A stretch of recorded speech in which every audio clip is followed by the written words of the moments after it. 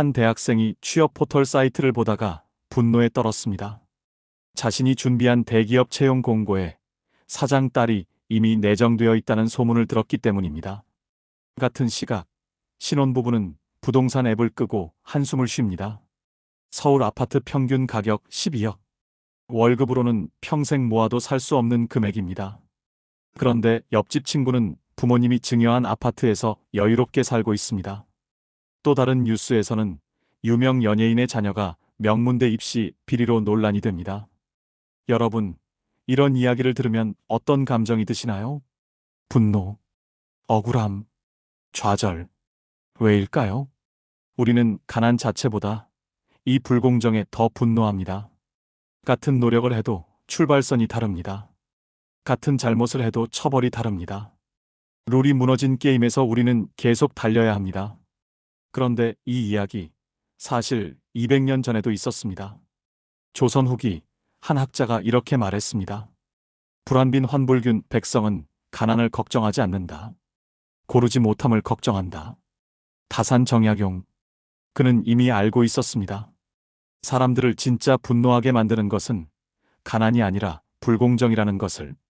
오늘 우리는 정약용의 눈을 통해 불평등의 본질을 들여다봅니다. 그리고 묻습니다. 우리는 정말 공정한 사회에 살고 있을까요? 시간을 200년 전으로 돌려봅니다. 1801년 강진 유배지. 정약용은 이곳에서 백성들의 삶을 직접 목격합니다.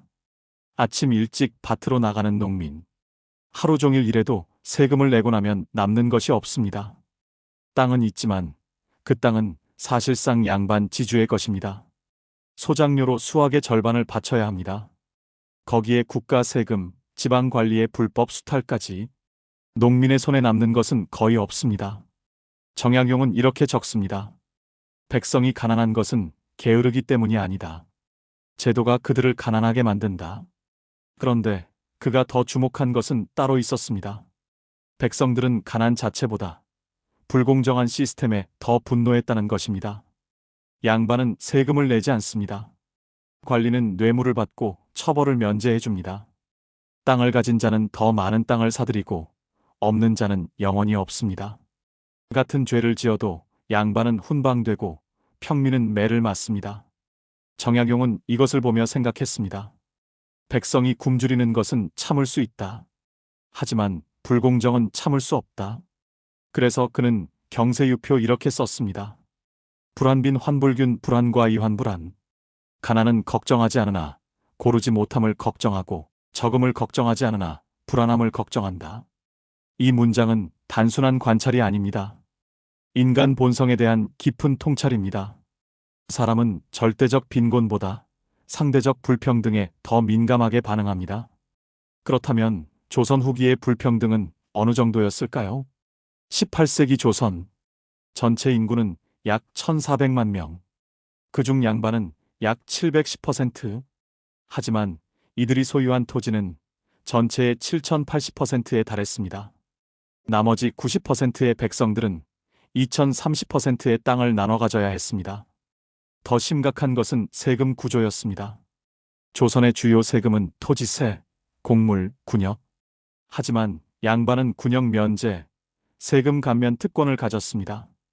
결국 세금 부담은 평민과 천민에게 집중되었습니다. 정약용은 이 구조를 정확히 파악했습니다. 그는 경세유표에서 토지 개혁안을 제시합니다. 여절론 마을 단위로 토지를 공동 소유하고 노동에 따라 분배한다. 정절론 고대 중국의 정전제를 본떠 토지를 구등분하여 공평하게 나눈다. 그의 목표는 명확했습니다.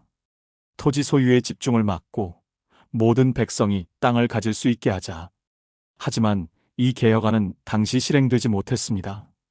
왜일까요? 기득권의 저항 때문입니다. 토지를 가진 양반들은 자신의 특권을 내려놓으려 하지 않았습니다. 불평등한 시스템은 그렇게 유지되었고 조선은 점점 약해졌습니다. 정약용은 경고했습니다.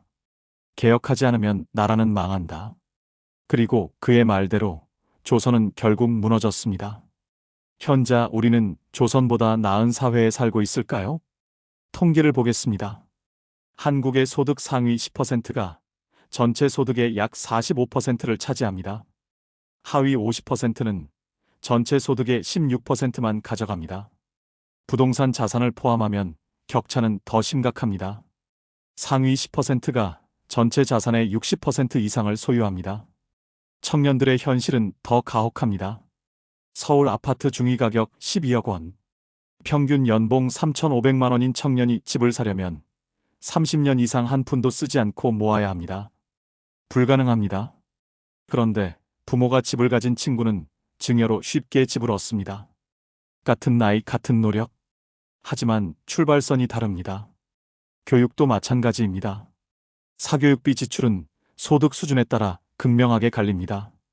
상위 소득층 자녀는 1:1 과외, 해외 연수, 입시 컨설팅을 받습니다.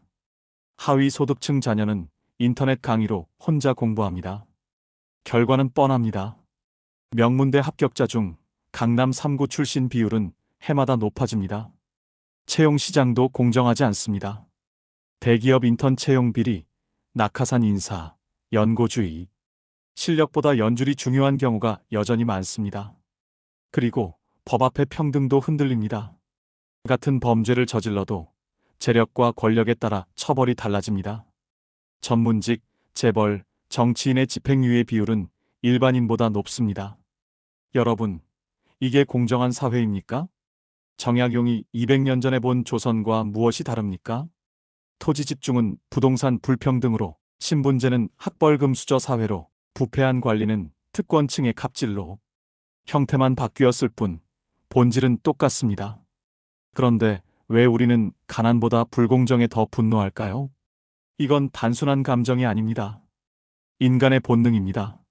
심리학 연구를 보겠습니다. 상대적 박탈감 이론. 사람들은 절대적 수준보다 타인과의 비교에서 만족과 불만을 느낍니다. 예를 들어 볼까요? 어 씨는 연봉 3천만 원을 받습니다. 주변 사람들도 모두 3천만 원을 받습니다. B 씨는 연봉 4천만 원을 받습니다. 하지만 주변 사람들은 5천만 원을 받습니다. 누가 더 행복할까요? 연구 결과 어 씨가 더 행복합니다.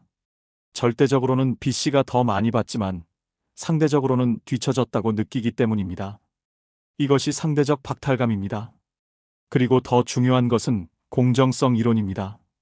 인간은 본능적으로 불공정을 감지합니다. 원숭이 실험이 있습니다. 두 마리의 원숭이에게 같은 일을 시킵니다. 한 마리에게는 포도를 주고 다른 마리에게는 오이를 줍니다. 오이를 받은 원숭이는 화를 내며 오이를 던져버립니다. 오이 자체가 싫은 게 아닙니다. 불공정이 싫은 것입니다. 인간도 마찬가지입니다.